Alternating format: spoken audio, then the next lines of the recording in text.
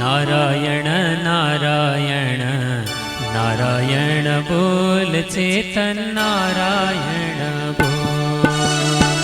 नारायण नारायण नारायण बोल चेतन नारायण बोल। नारायण बोलन लाई नारायण बोलन लाई साही दैन मोल।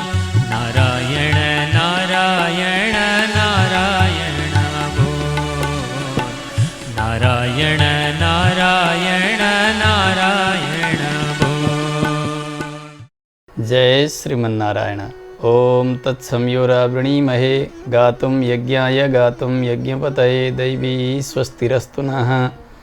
स्वस्तिर्मानुषेभ्यः ऊर्ध्वं जिगातु भेषजं सन्नो अस्तु द्विपदे सञ्चतुष्पदे। ओम शांति शांति शांतिः। लक्ष्मीनाथ समारंभां नाथयामुनमध्यमाम् अस्मदाचार्यपर्यन्तां वन्दे गुरुपरम्पराम्।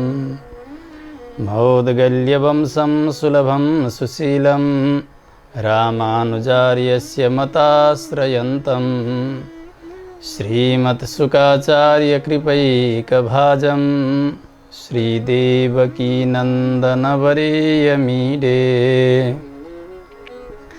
सर्वमङ्गलमाङ्गल्यं सर्वोपद्रवनाशनं वन्दे रामानुजार्यस्य नित्यं पादाम्बुजद्वयम्। तत्त्वेन यश्चिदचिदीश्वर तत्स्वभाव भोगापवर्गतदुपायगतिरुदारः। सन्दर्शयन्निरमिमीतपुराणरत्नं तस्मै नमो मुनिवराय पराशराय। मेघश्यामं पीतकौशेयवासं श्रीवत्साङ्कं कौस्तुभोद्भासिताङ्गं पुण्योपेतं पुण्डरीकायताक्षं विष्णुं वन्दे सर्वलोकैकनाथम्।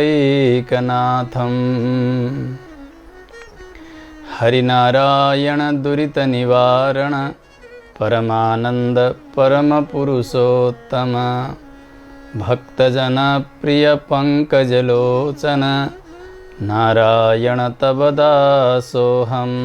श्रीनारायण तव दासोऽहम्।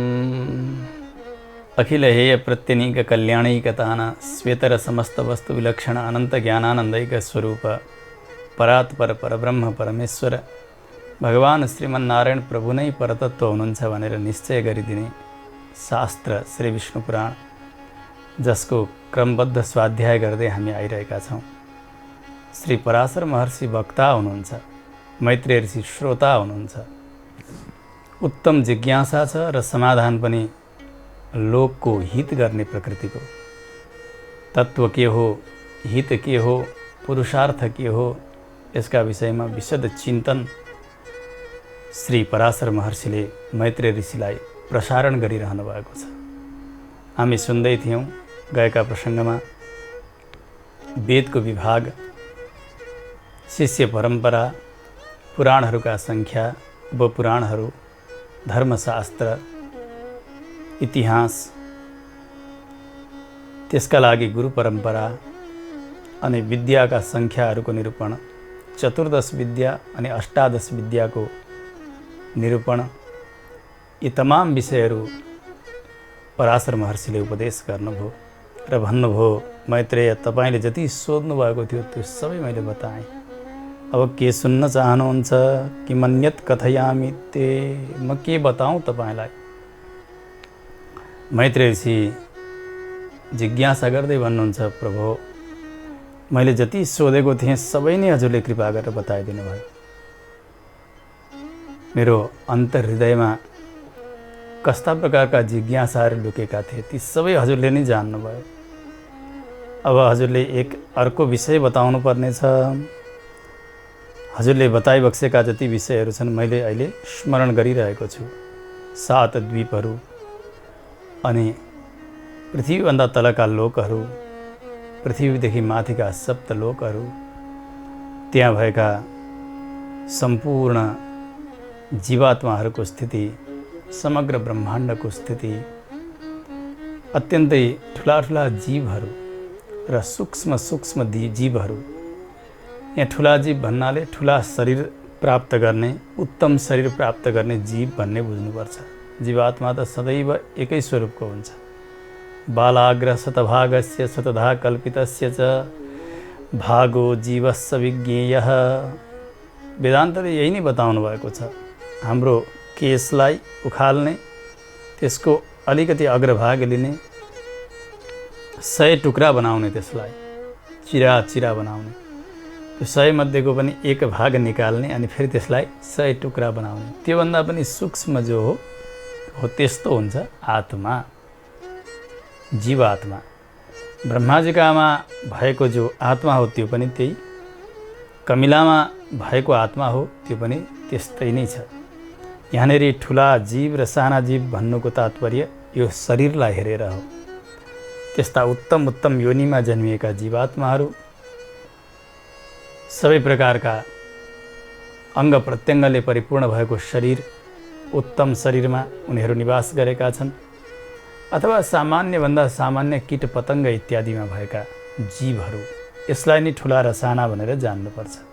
आत्माका स्वरूपका विषयमा त हामीले पहिले पनि सुनिसकेका छौँ। सबै नै एकै नाश, एकै प्रकारका आत्माहरू, स्थूलै सूक्ष्मैस्तथा सूक्ष्म सूक्ष्मात् सूक्ष्मतरैस्तथा स्थूलात् स्थूलतरैश्चैव सर्वं प्राणिभिरावृतम्। हजुरले यो आज्ञा गर्नुभयो, सारा ब्रह्माण्ड स्थूल अनि स्थूलतर, स्थूलतम त्यस्ता प्राणीहरूद्वारा परिपूर्ण, त्यसै गरी सूक्ष्म सूक्ष्मतर सूक्ष्मतम त्यस्ता प्राणीहरूद्वारा पनि परिपूर्ण। यी सबै मिलेर नै यो ब्रह्माण्डको व्यवस्था चलेको छ। यो पनि हजुरले बताइदिएको थियो। सबै जीवात्माहरू कर्मबन्ध निबन्धना, कर्मद्वारा बाँधिएर तत्तत शरीरमा आएका छन् र त्यहाँको भोग भोगिरहेका छन्। वस्तुतः त्यहाँ देखिने भोग उनीहरूको पूर्व जन्मको कमाई हो, त्यो कर्मको फल नै हो। त्यही भोग्नका निमित्त आएका छन्। एक अङ्गुलका 8 भागको 1 भाग बराबर पनि त्यस्तो स्थान छैन जहाँ कर्मले बाँधिएका जीवात्माहरू नहुन्। यो ब्रह्माण्डभित्र जहाँ कहीँ पनि कर्मद्वारा बाँधिएकै जीवात्माहरू छन्। भगवानले गीतामा पनि बताउनु भएको छ, आ ब्रह्म भुवनान् लोकाः पुनरावर्तिनोर्जुनः मामुपेत्य तु कौन्तेय पुनर्जन्म न विद्यते। ब्रह्मलोकबाट यहाँसम्मका र यहाँभन्दा पनि तलका पाताल आदि गरेका लोकमा भएका पनि समग्र जीवात्माहरू सबै कर्मका अधीनमा छन्। यिनीहरूको आगमन हुन्छ, कहीँ गएर पनि फेरि यिनीहरूले जन्म ग्रहण गर्नुपर्दछ। त्यसकारणले यी सबै कर्मका अधीनमा छन्। कर्मका अधीनमा भएका त्यस्ता जीवात्माहरू, तिनीहरूले प्राप्त गर्ने गतिका विषयमा हजुरले सबै नै बताइदिएको थियो। 84 लाख प्रकारका योनिहरू, जसले अत्यधिक अपराध गरेका छन् उनीहरू त्यो अत्यन्तै डरलाग्दो बाटो, जसलाई याम्य मार्ग भनिन्छ, नारकी गति, त्यसबाट गएर नरकमा अनेक प्रकारका यातनाहरू भोग गर्दछन्। यमराजले उसका अपराध अनुसारले तत्तत नरकमा लगेर यातना दिएर उसको अपराधको शोधन गरिदिनुहुन्छ, प्रायश्चित्त गराउनुहुन्छ। अनि फेरि जन्मदाखेरि नीच नीच योनिबाट बिस्तारै बिस्तारै बिस्तारै बिस्तारै ती जीवको विकास हुँदै हुँदै आउँछ। स्थावरं 20 लक्षं जलजं 9 लक्षकं कृमिश्च रुद्रलक्षं च 10 लक्षं च पक्षिणः 30 लक्षं पशूनां च 4 लक्षं च वानराः ततो मनुष्यतां प्राप्य शुभकर्माणि साधयेत्। 84 लाख योनिको प्रक्रिया पनि बताउनु भएको छ। पहिले नरकबाट आएको जीवात्मा रुख बिरुवा लहरा बुटा भएर झारपात भएर 20 लाख योनि जन्म लिन्छ र मर्दछ। त्यस्तै प्रकारले 9 लाख जलजन्तु बनेर, 10 लाख पक्षी बनेर, 11 लाख किरा कमिला बनेर, 30 लाख पशु बनेर, 4 लाख बानर बनिसकेपछि अब उसमा मनुष्य बन्ने त्यस प्रकारको योग्यता त मिलेको छ, तर उसले त्यति पुण्य गरेकै छैन जुन पुण्यका बलले यो मानव देह प्राप्त हुनुपर्ने हो उसलाई। त्यसबेला भगवानले कृपा गर्नुहुन्छ अनि यो मानव देह प्रदान गर्नुहुन्छ कोही कोही भाग्यमानी जीवात्मालाई। यो पनि हजुरले बताइबक्स्यो, यातनाभ्यः परिभ्रष्टा देवाद्यास्वथ योनिषु जन्तवः परिवर्तन्ते शास्त्राणाम एष निर्णयः। शास्त्रको यही नै निर्णय हजुरले सुनाउनुभयो।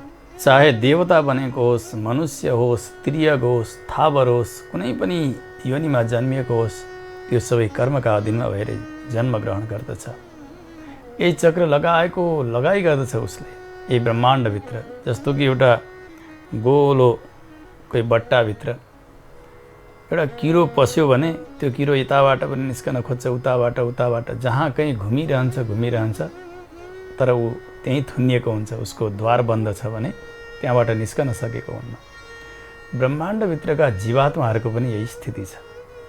जबसम्म यो प्रकृति मण्डललाई त्याग गर्दैन उसले अनि त्रिपाद विभूति जसलाई श्री वैकुण्ठ भनेर बताइन्छ उसको त्यहाँ गमन हुँदैन, तबसम्म फेरि यो चक्र छुट्दैन। यो ब्रह्माण्ड गोललाई उसले पार गरेर जानुपर्छ। त्यसका लागि खास कर्मको विधान शास्त्रले गर्नुभएको छ।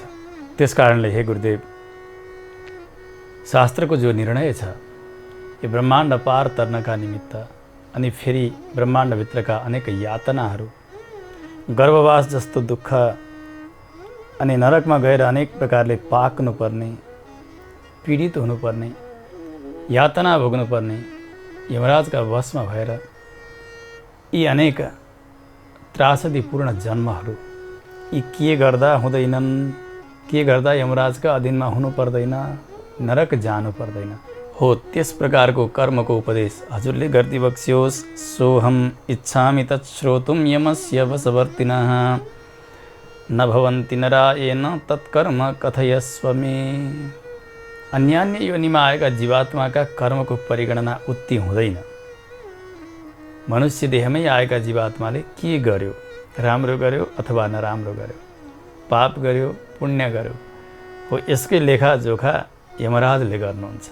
अनि त्यही प्रकारको योनिमा उसलाई जन्म दिने, यातना भोगाउने अथवा अल्प सुख भोग्नका निमित्त स्वर्ग आदि लोक पठाइदिने यो सबै व्यवस्था यमराजले गर्नुहुन्छ।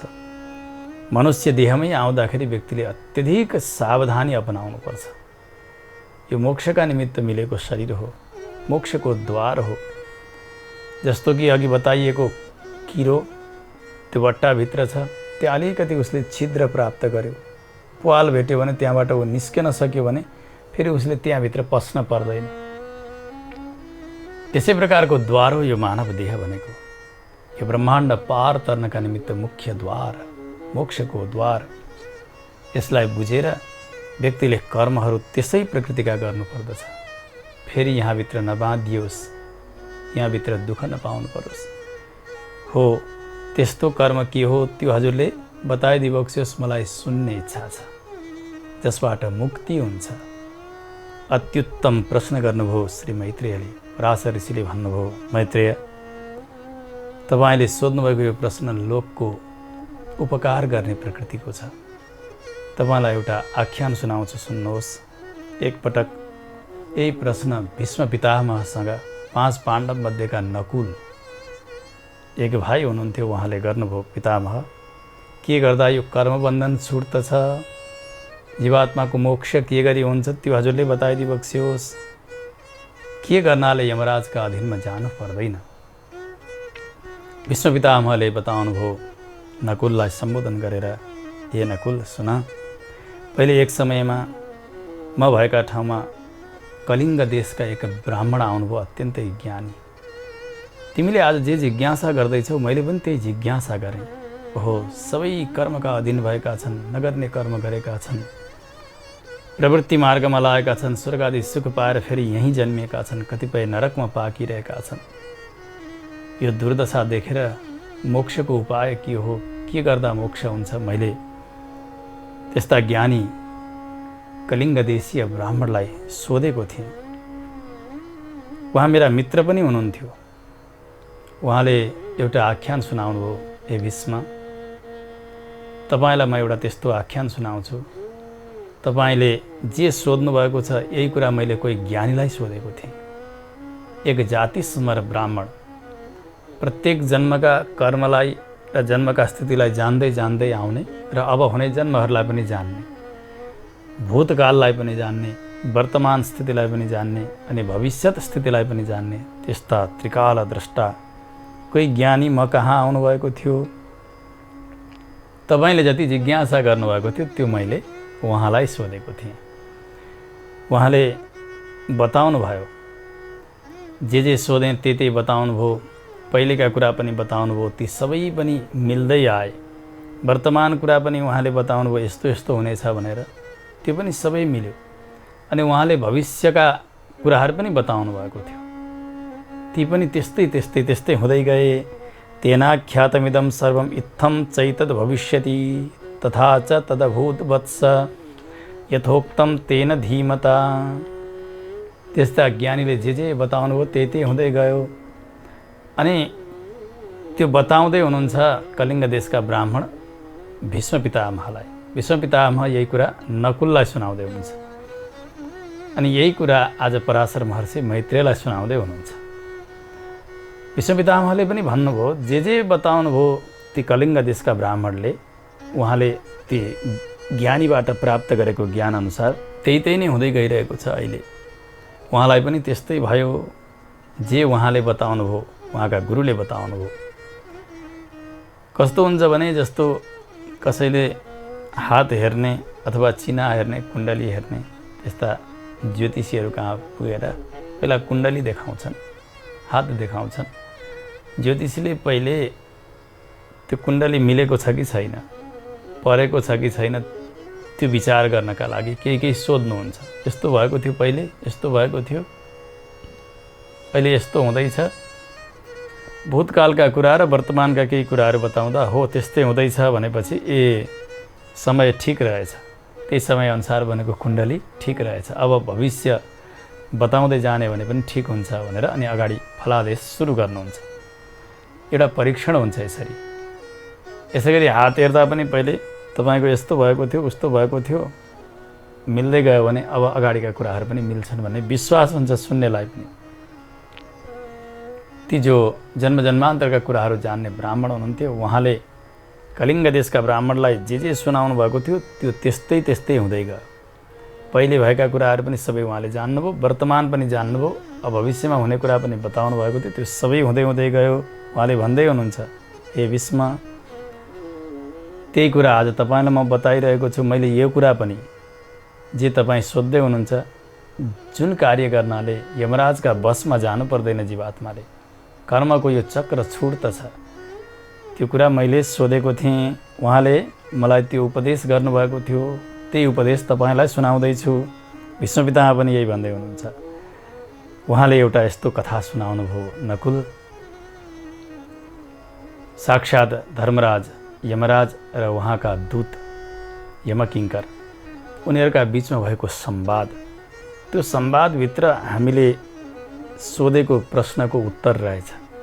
आज जे जिज्ञासा तिमी गरिरहेका छौ र मैले जे गरेँ उहाँसँग र उहाँलाई ती त्रिकाल द्रष्टा ऋषिले जे बताउनु भयो त्यो संवाद तिमी सुन, म त्यही बताउँदैछु। आज कलिङ्ग देशका ब्राह्मणले भीष्म पितामहलाई बताउनु भएको थियो, हे भीष्म पितामह सुन्नुहोस्, एक समय यमराजका दूत हातमा पास लिएर अपराधीहरूलाई यमराजका यहाँ ल्याउनका लागि मर्त्यलोकतर्फ जान लागेको यमराजले देख्नुभयो। जस्तो कि कोही मालिकले आफ्ना सेवकहरूलाई कार्यमा पठाउँदाखेरि केही आज्ञा दिएका हुन्छन्, यसो गर्नु, वहाँ जानु, यति गरेर आउनु। त्यो आज्ञा लिएर नै त्यो सेवक त्यहाँबाट निस्केर जान्छ काम गर्नका लागि। यमपुरीमा पनि त्यस्तै हुन्थ्यो। आज एक यमदूत हातमा पास लिएर तयार भएका छन् पापीलाई लिन जानका लागि। आउनुभयो, यमराज नजिकै आएर सङ्केत गर्नुभयो, यता आऊ। उनी नजिकै गए, उनका कानमा मुख लगेर अरू कसैले नसुन्ने गरी एउटा कुरा बताउनुभयो उहाँले, स्वपुरुषमविवीक्ष्य पाशहस्तं वदति यमः किल तस्य कर्णमूले परिहर मधुसूदन प्रपन्नान् प्रभुरः मन्यनृणां न वैष्णवानां। बाबु, तिमीलाई थाहा छ, मलाई सबैले ईश्वर भन्छन्, तिमी जस्ता सबैले जगदीश्वर भन्दछन् नि, तर म जगदीश्वर होइन। म त पापीहरूको मात्रै ईश्वर हुँ, उनीहरूलाई मात्रै शासन गर्छु, दण्ड दिन्छु। वैष्णवजनहरूको ईश्वर त म होइन है, भगवान हुनुहुन्छ।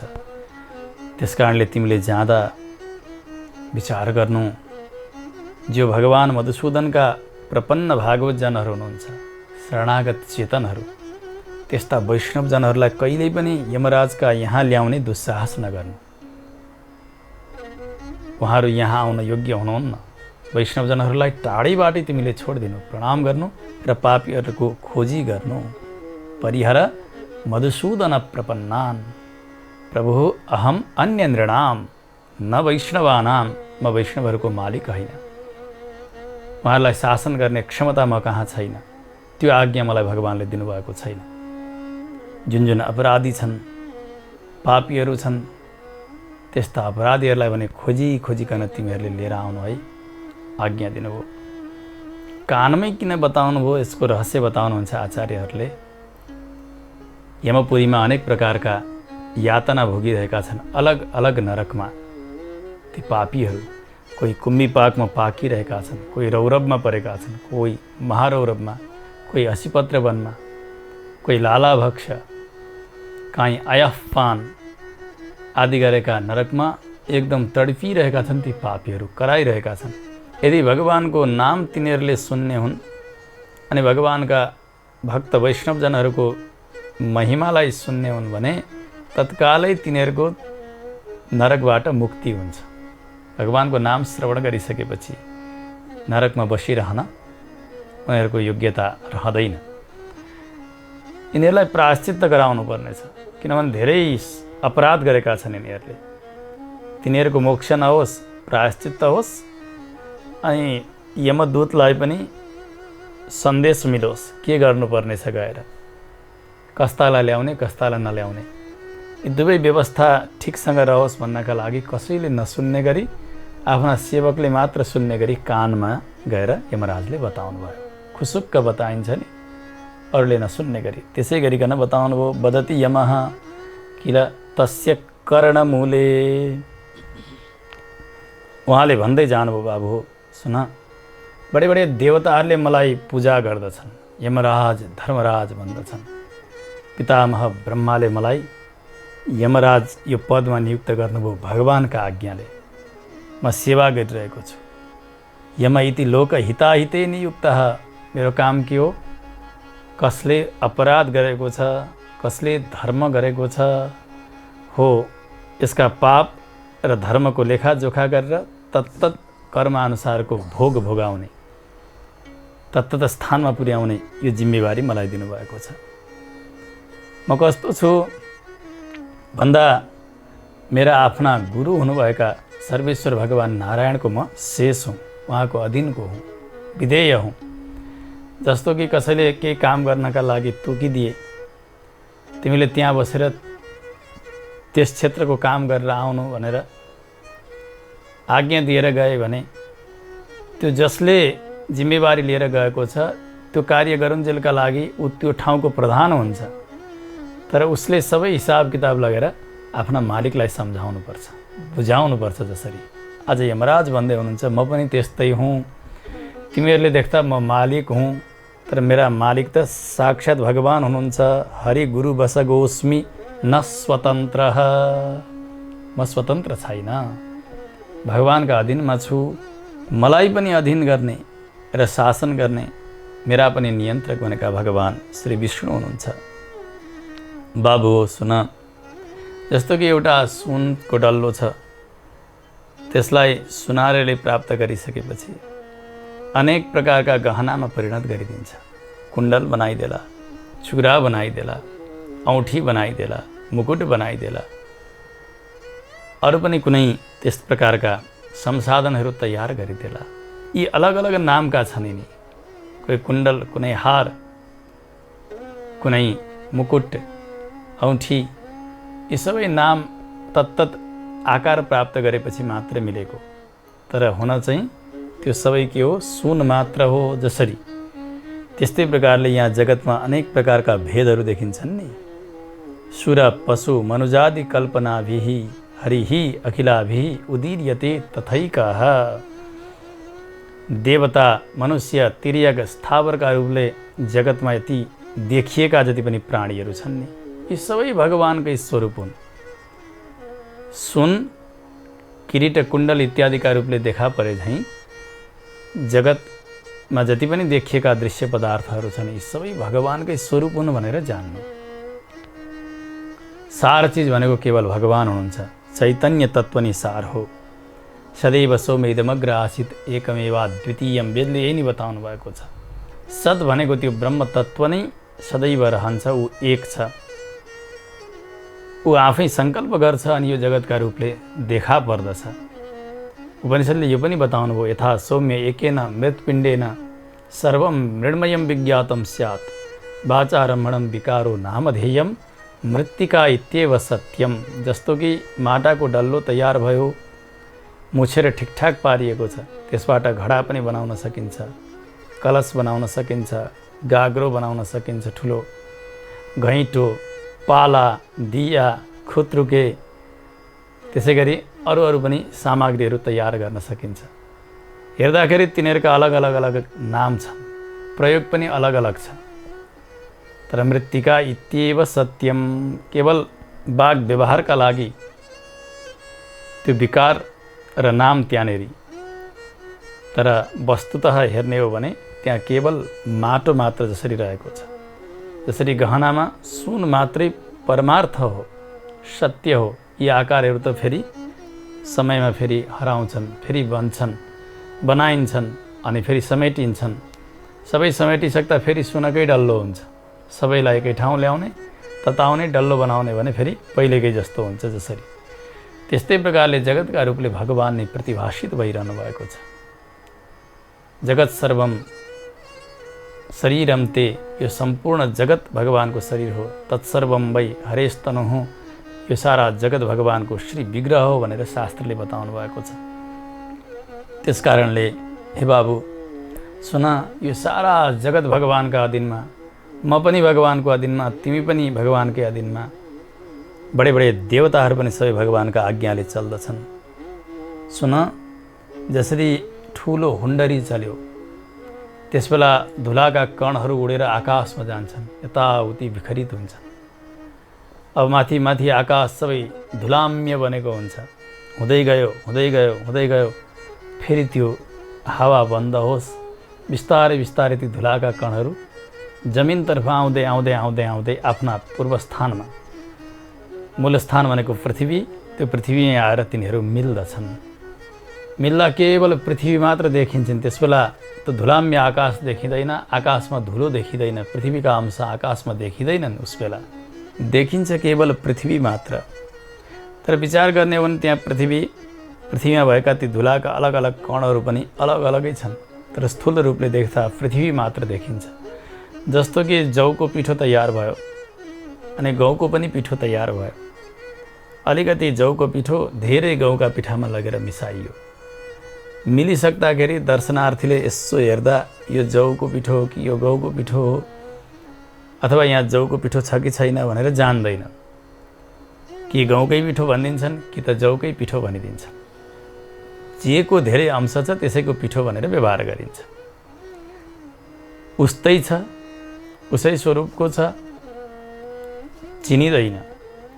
तर त्यहाँ जौ जौै छ, गहुँ गहुँ नै छ त्यहाँ। जसरी त्यस्तै प्रकारले यो चेतन र यो जड भगवानमा गएर मिल्दा महाप्रलयमा हेर्दा त्यो गहुँकै पिठो मात्रै देखिए जस्तो गरिकन भगवान मात्रै देखिनुहुन्छ। बीज रूपले रहेकी प्रकृति अनि बीज रूपले रहेको यो जीव, यी दुवै भगवानमै अन्तर्भाव भएका हुन्छन्। केवल भगवान मात्र देखिनुहुन्छ। एको हवै नारायण आसीत् न ब्रह्मा नेशानः, वेदले यही नै बताउनु भएको छ। त्यसबेला न ब्रह्मा न शङ्कर न अरू देवता, न कोही जीवात्मा, न कोही स्थावर, कोही जङ्गम, यो दृश्य जगत पनि देखिँदैन, केवल भगवान मात्र रहनुहुन्छ भनेर। यसको तात्पर्य यो हो कि यो जड पनि बीज रूपले अनि जीव पनि बीज रूपले भगवानमा बसेका हुन्छन्। समय आउँछ फेरि भगवानले सङ्कल्प गर्नुहुन्छ, एकोहम बहुश्याम प्रजाएय, म एउटै छु, अब धेरै बन्दछु, धेरैका साथमा विहार गर्छु भन्ने सङ्कल्प गरिसकेपछि फेरि यो जडको जीवात्माका साथमा सम्बन्ध गराएर अलग अलग शरीर प्रदान गरेर अनेक प्रकारले जगतको तयारी गर्नुहुन्छ।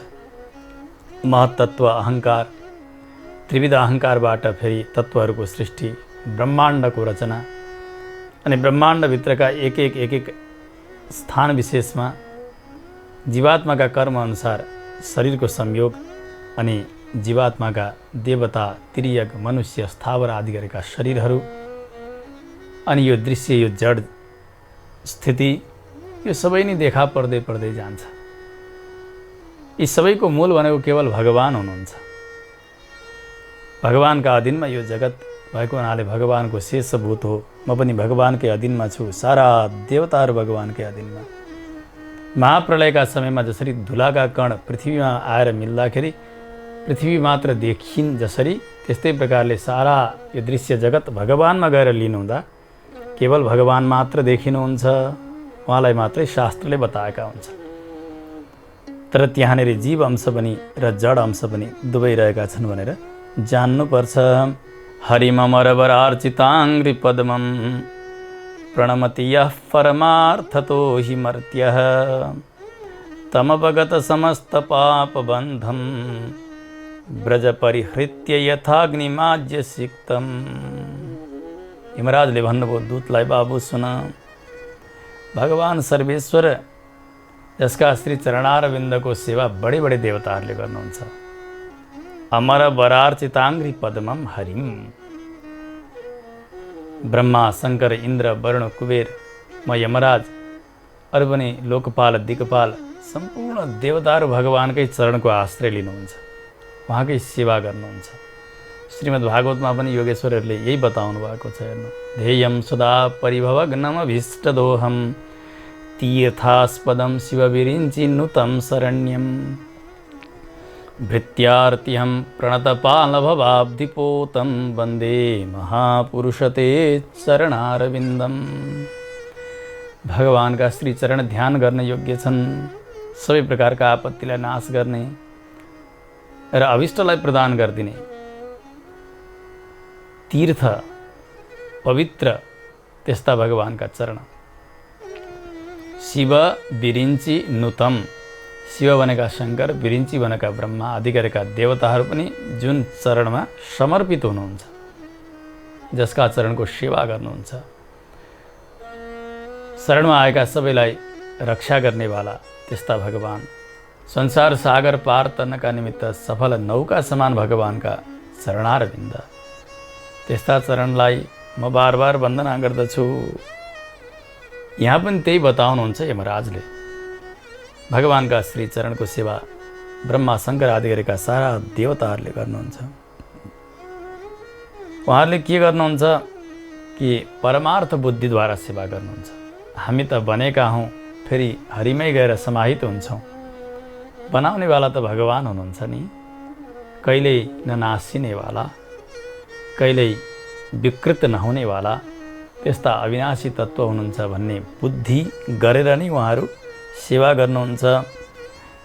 त्यसै गरिकन कोही मनुष्यले पनि भगवानको सेवा गर्दछन्, प्रणाम गर्दछन्, हो त्यस्ताका सम्पूर्ण पापका बन्धनहरू नाश भएर गएका हुन्छन्।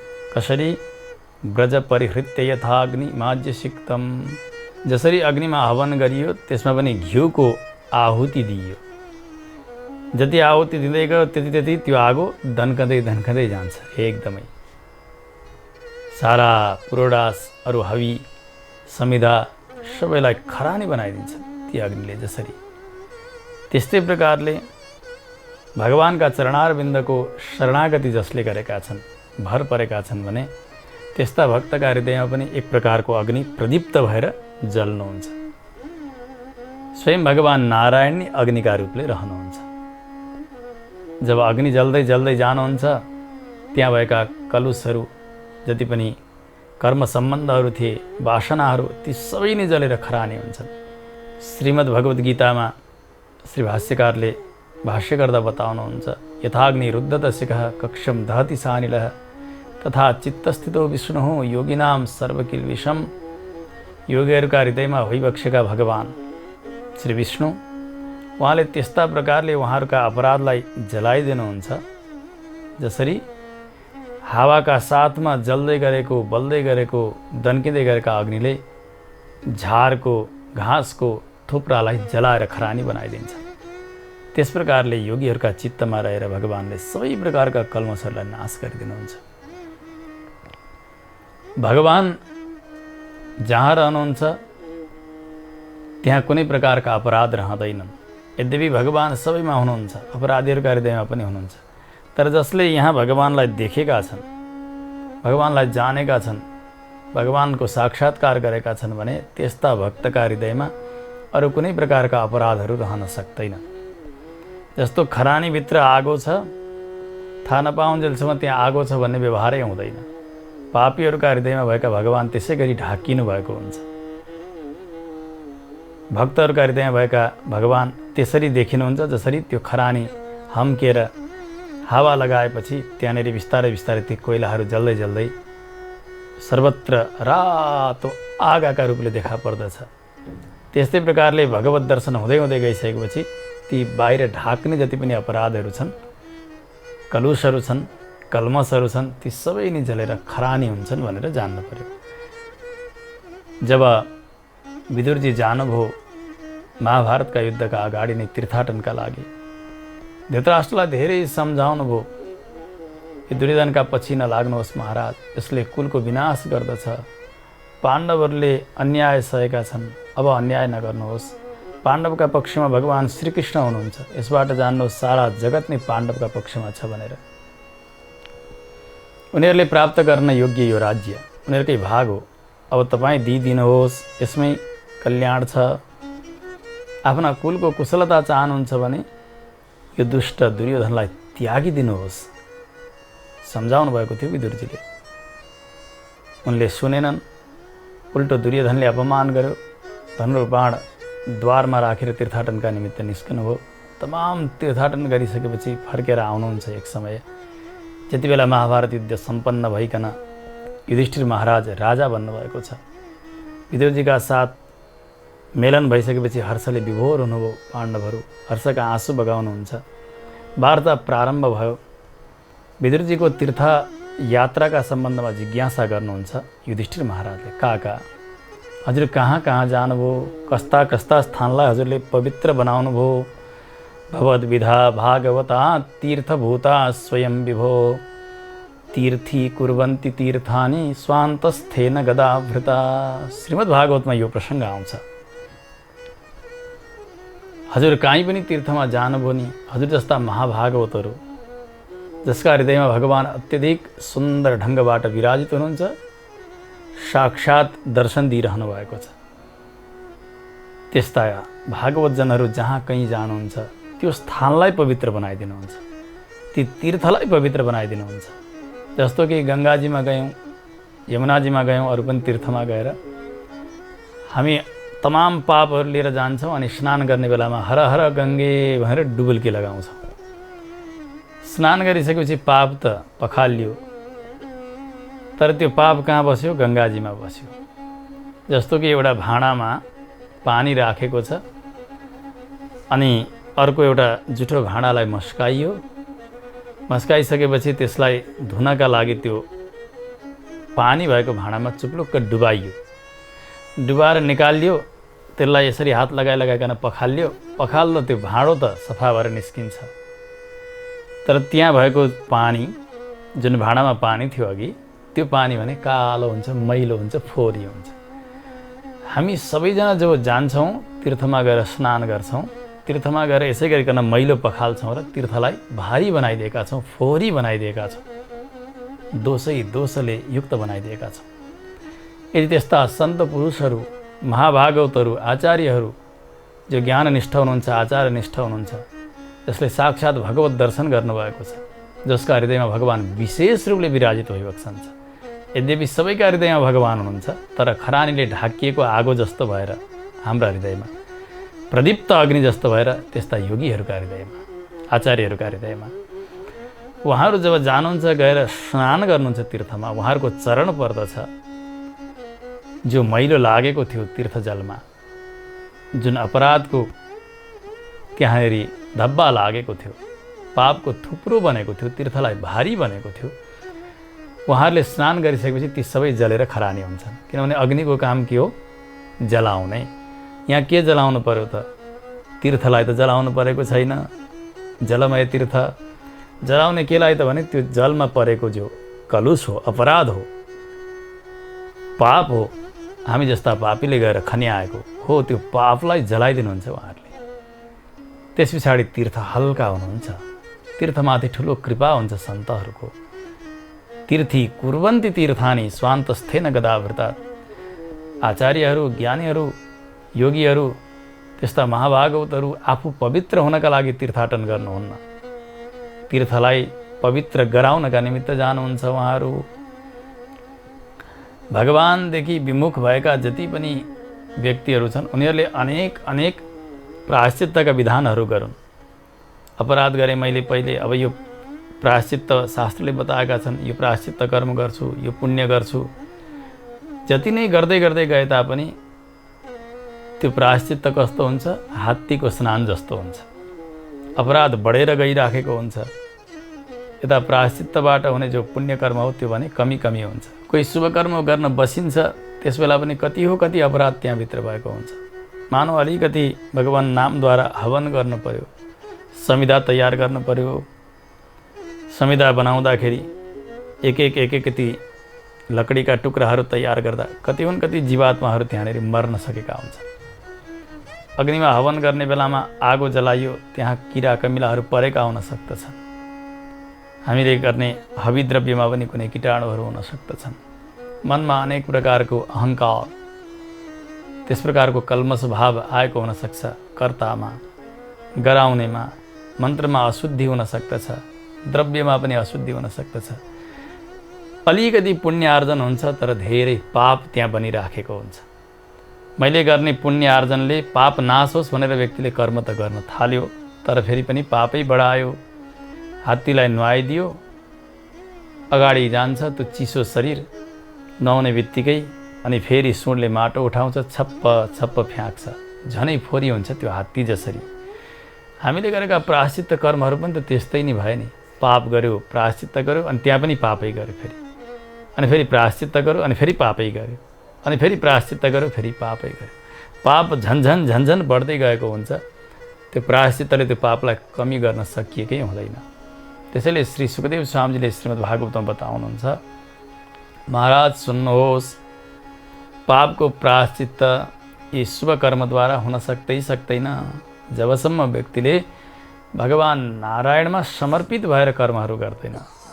भगवान नै सर्वस्व हुनुहुन्छ, भगवान नै प्रायश्चित्त स्वरूप हुनुहुन्छ, मेरा अपराधका विनाशक भगवान हुनुहुन्छ भनेर भगवान प्रति समर्पित हुँदैन व्यक्ति, तबसम्म उसका अपराधहरू कहिले पनि नाश भएर सकिँदैनन्। शास्त्रले बताएका जति पनि कर्म गरोस् उसले, तर सर्वथा पापको नाश हुन सक्दैन। प्रायश्चित्तानि चीर्णानि नारायण पराङ्मुखम न निष्पुनन्ति राजेन्द्र सुरा कुम्भमिवापगाः। प्रायश्चित्तहरू अत्यन्तै श्रेष्ठ श्रेष्ठ प्रायश्चित्त गरिए, एकदमै धेरै जसरी बताइएको छ त्यसै गरी गरिए, तर पनि व्यक्ति शुद्ध हुन सक्दैन। किन? ऊ भगवान नारायण प्रति समर्पित छैन। भगवान नारायण प्रति उन्मुख भएको छ भने उसले गरेका प्रायश्चित्त कर्महरू पनि सफल हुन्छ। भगवत विमुख भएकाले प्रायश्चित्त गरेर उसलाई सफलता छँदै छैन जीवनमा। त्यसरी उसलाई शुद्ध गराउन सक्दैनन् प्रायश्चित्त कर्मले। जसरी एउटा मदिरा राखेको घडा छ, रक्सी राखेको, त्यो घडालाई अब धौँ पखालौँ भनेर गङ्गाजीको जल ल्याएर खुब मस्काइयो, धोइयो, पखालियो अनि गङ्गाजल राखियो भने पनि त्यो घडा काम नलाग्ने हुन्छ। त्यो रक्सी राखेका भाँडालाई गङ्गाजल जस्तो पवित्र वस्तुले त शुद्ध गराउन सकेन, त्यो भाँडो त पवित्र हुँदैन भने। हेर्नु, हामीले अनि रक्सी नै पिउने हो भने अब केले शुद्धि गर्न सकिएला र? मानवले रक्सी पिउन हुँदैन। गङ्गाजल पान गरे पनि त्यो रक्सी पिउनेलाई शुद्ध गर्न सक्दैन गङ्गाजलले। एउटा घडा त शुद्ध हुँदैन भने यो मानव शुद्ध होला? उसले त कति यहाँनिर भरेको छ अघि नखाने चिज खाएर।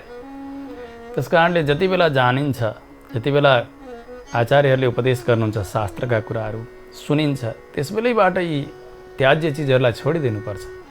भगवानमा समर्पित हुने, प्रभु मैले नजानेर यति अपराध गरेछु, कुसङ्गले गर्दा गरेँ, बुद्धि कम भएकाले गर्दा गरेँ, अब म यसो गर्दिनँ भनेर भगवानमा समर्पित हुने र त्यस पछाडि कुनै प्रकारका अपराधहरू नदोर्याउने हो। त्यो शरणागतिले नै उसको आत्यन्तिक शुद्धि हुन्छ, प्रायश्चित्त हुन्छ।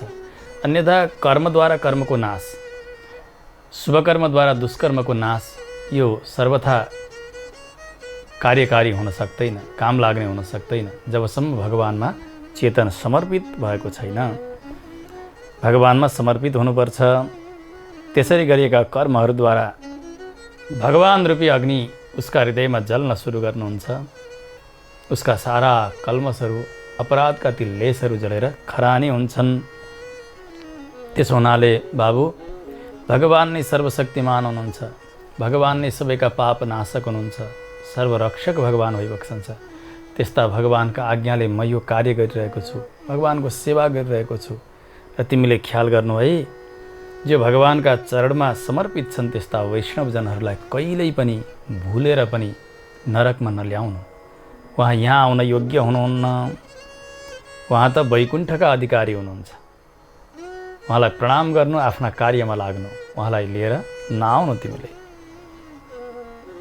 बताउँदै जानुभयो ब्राह्मण देवताले, र यही प्रसङ्ग सुनाउँदै हुनुहुन्छ विष्णु पितामह नकुललाई। पराशरजी मैत्रेयलाई सुनाउँदै हुनुहुन्छ, इति यमवचनं निशम्य पासी यमपुरुषस्तमुवाच धर्मराजं कथय मम विभो समस्त धातुर भवति हरेः खलु यादृशोऽस्य भक्तः।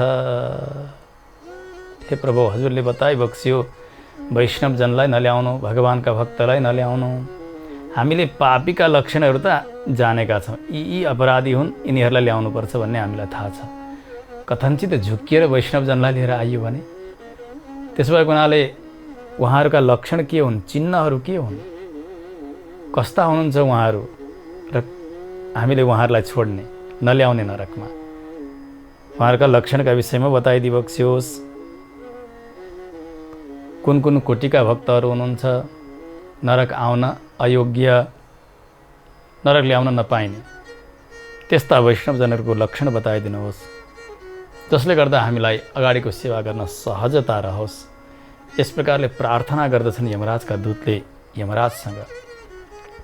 उनको जिज्ञासालाई सम्बोधन गर्न प्रारम्भ गर्नुभएको छ यमराजले, तर आज निर्धारित समय सम्पन्न भइसकेको छ।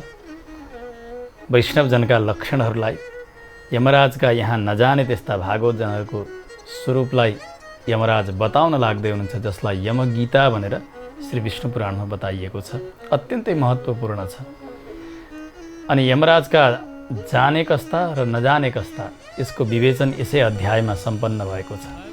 यो सुन्नका लागि भने पुनः हामीले अब आउने श्रृङ्खलासम्म प्रतीक्षा गर्नुपर्ने भएको छ। समय भइसकेको हुनाले भगवानका श्रीचरणमा कथालाई विश्राम गरौँ। जय श्रीमन्नारायण। सधैँभरि यो जिन्दगी खिल्छ, भक्ति गरे सधैँभरि यो जिन्दगी खिल्छ। त्यसैले त शास्त्र भन्छन्, नारायण बोल चेतन नारायण बोल। त्यसैले त शास्त्र भन्छन्, नारायण बोल चेतन नारायण बोल। नारायण बोल्नलाई, नारायण बोल्नलाई चाहिँदैन मोल। नारायण नारायण नारायण बोल, नारायण नारायण नारायण बोल। नारायण नारायण नारायण नारायण बोल, नारायण बोल चेतन नारायण बोल, नारायण बोल चेतन